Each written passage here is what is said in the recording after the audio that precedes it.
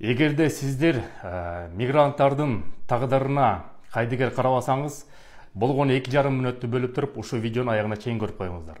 Ассаламу алейкум, урматтуу мекендештер. Мен Кубанычбек Осмонбеков, Кыргыз диаспора кеңешинин төрагасы. Урматтуу мекендештер, биз кыргыз жааматынын атынан, кыргыз мекендештердин атынан, диаспоранын атынан мындай кат жолдодук.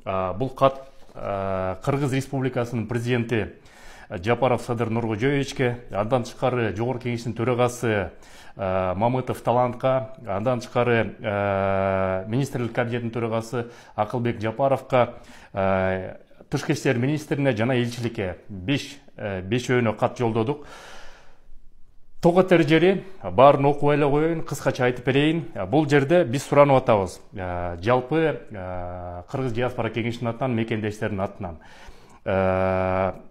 Россия Федерациясынын мамлекеттик думасына, государственный думасына жана правительство Российской Федерации ошолорго суранып, өтүнүп, биздин көйгөйдү айтып койгула деп. 3 көйгөй бар. Ошо 3 көйгөйдү атап кетейин. Биринчи көйгөй бул баарыңар да билгендей запрет на въезд. Жөнөкөй жалпак сөз менен айтканда кара тизме деп коет. Көп мекендештер кара тизмеге кирип калып атат, тилекке каршы. Чоң нарушение кылабы, кичинекей нарушение кылабы, айырмасы жок, баарын кара тизмеге киргизип атат. Ошону биз суранып атабыз. Эгерде кичинекей нарушение болсо, болгондо ремень болсо, водительдердики же болбосо кичинекей нарушение болсо, ошолорду убагында штрафын, айып пулун төлөсө, ошолорду кара тизмеге киргизбегиле деп суранып атабыз. Эгерде ошол эки ишке ашып калса, бул жакшы иш болот. Андан тышкары ушул эле пунктта кара тизме боюнча эгерде жарандын жакын тууганы, ата энеси, же балдары, же жубайы, же жолдошу Россиянын жараны болсо, аны сотко чейинки чечим менен кара тизмеден чыгарып бериңиз деп атат. Себеп деген бул Венский конвенция, семейный кодекске дагы туура келбейт. Күйөөсү аялын негизи эле ажыратууга бул эч кандай бир да мыйзам жол бербейт. Ошого таянып туруп, бир жолдошу жаран болсо, экинчи жолдошун кара тизмеден чыгаргыла деп суранып атабыз. Бул биринчи пункт. Экинчи пункт болсо, баарыңар белгилүү болгондой, жакында жана дактилоскопия менен медосвидетельствование деп киргизип койду. Аны биздин мекендештер толтура очередке туруп өтүп атат. Ошол экени суранып атабыз. Биз Евразиянын өкүлү катары, Евразиялык экономикалык бирикменин өкүлү катары кыргызстандык жарандарды ошо медосвидетельствование өткөзгөнгө сүйлөшүп бергиле, өтпөй эле койсун деп атабыз. Анан кийин эгерде макул эмес болсо, анда жок дегенде жанагы 30 күндүк срокту 90 күнгө чейин узартып бергиле деп мына бул жакта экинчи пункт менен суранып атабыз.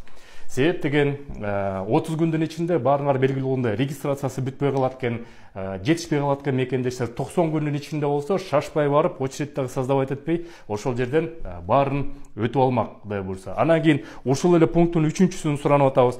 Кичинекей балдар, мыйзамда жазылып турат, 6 жаштан баштап медосвидетельствование өтсүн деп. Эми 6 жаштан кантип өтөт, ким өтөт, дактилоскопияны кантип берет? Ошол үчүн 6 жаштан баштап эмес, 16 жаштан деп ошону суранып атабыз.